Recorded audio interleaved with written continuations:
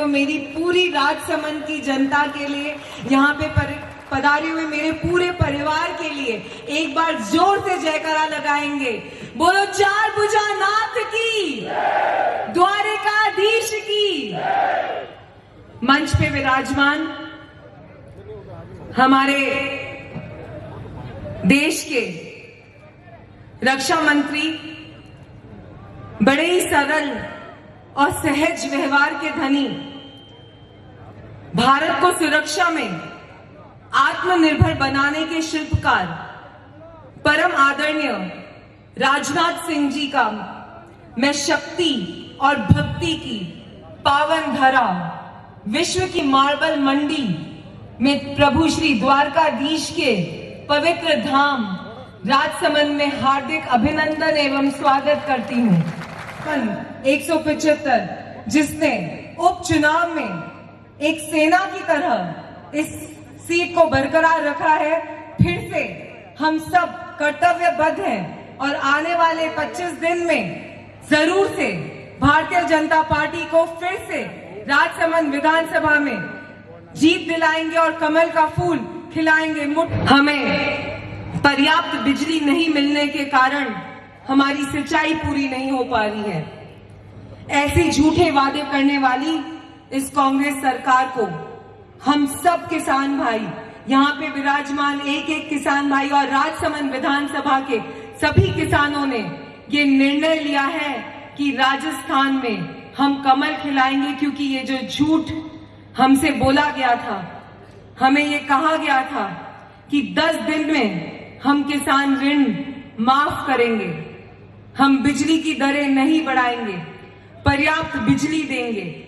हमें याद है वो समय भी जब पूर्व मुख्यमंत्री वसुंधरा राजे जी की सरकार में पर्याप्त बिजली हमें मिलती थी, लेकिन आज ये स्थिति है कि कभी 4 घंटे और कभी 5 घंटे ही हमें बिजली मिल पाती है।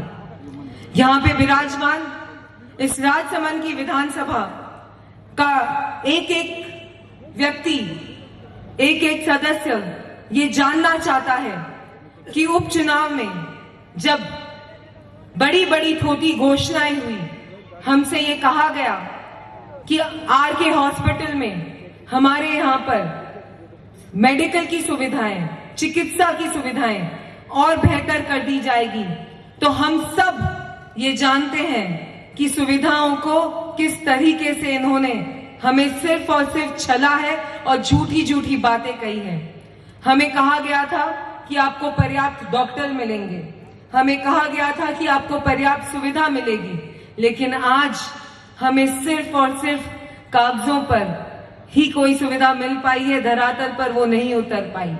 और इसका संघर्ष हम सब पिछले 2.5 सालों में करते आए हैं। बहुत दुख होता है जब ये सुनने में आता है, जब मुझे मेरी विधानसभा के, मेरे परिवार के सदस्य इन बातों के लिए फोन करते हैं कि हमारे को हमारे त्योहार मनाने के लिए परमिशन नहीं दी जाती है, हमारे को हमारी हनुमान जयंती हो, चाहे नवरात्रि हो, कोई भी जुलूस निकालने के लिए छोटी छोटी समस्याओं का सामना करना पड़ता है। ऐसी सरकार का अंत तो आना तय है ही, और क्यों नहीं हो। जिस सरकार ने हमारे राम भगवान के अस्तित्व को मानने से इनकार कर दिया था, वो सरकार तो अब जाने की तैयारी में है। आप सबको आज यहाँ पर मिलकर इस बात का यकीन दिलाना है कि जिस प्रकार से एक झटके में हम सब ने मिलकर हमारे आदरणीय प्रधानमंत्री जी को इतनी शक्ति प्रदान करी कि उन्होंने 370 धारा एक क्षण में हटा दी। उन्होंने हमारे राम मंदिर को एक पल में उसको ना ही सिर्फ आज स्थापित करने जा रहे हैं, लेकिन 22 जनवरी 2024 को राजसमंद की जनता भी वो पल जरूर देखेगी एक साथ मिलकर कि हमारा राम मंदिर अयोध्या में किस तरीके से स्थापित होने जा रहा है। हमारे प्रधानमंत्री ने जो विचारधारा रखी, जो सोच से काम करा कि मेरी माताओं को, मेरी बहनों को पानी की इतनी बड़ी समस्या रहती है कि उन्होंने एक झटके में हर घर नल योजना हमें पहुंचाई और इतनी आसानी से 3 तलाक को हटा दिया। जो पीड़ा हमारे प्रधानमंत्री जी ने, जिनको ये नहीं पसंद कि हम उन्हें मंत्री बुलाएं, जो इस बात से संतुष्ट रहते हैं कि वे प्रधान सेवक के रूप में इस जनता की निरंतर बिना किसी छुट्टी लिए हमारी सेवा करते रहे, इस जनता की सेवा करते रहे, जिसमें हमारे रक्षा मंत्री जी ने भी, हमारे सभी भारतीय जनता पार्टी के कार्यकर्ताओं ने भी उनका सहयोग और साथ दिया है।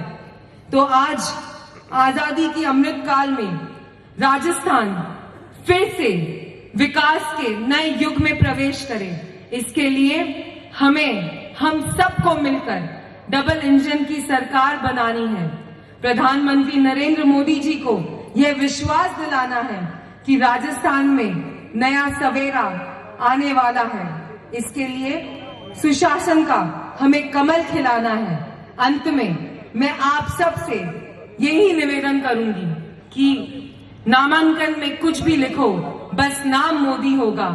मेरी, आपकी और हम सब की पहचान मोदी होगा। ईवीएम के बटन पर अब सिर्फ निशान मोदी होगा। 3 दिसंबर को सभी देखना, परिणाम मोदी होगा।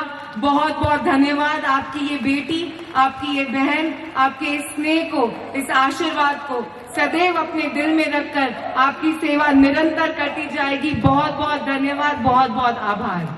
भारत माता की धन्यवाद।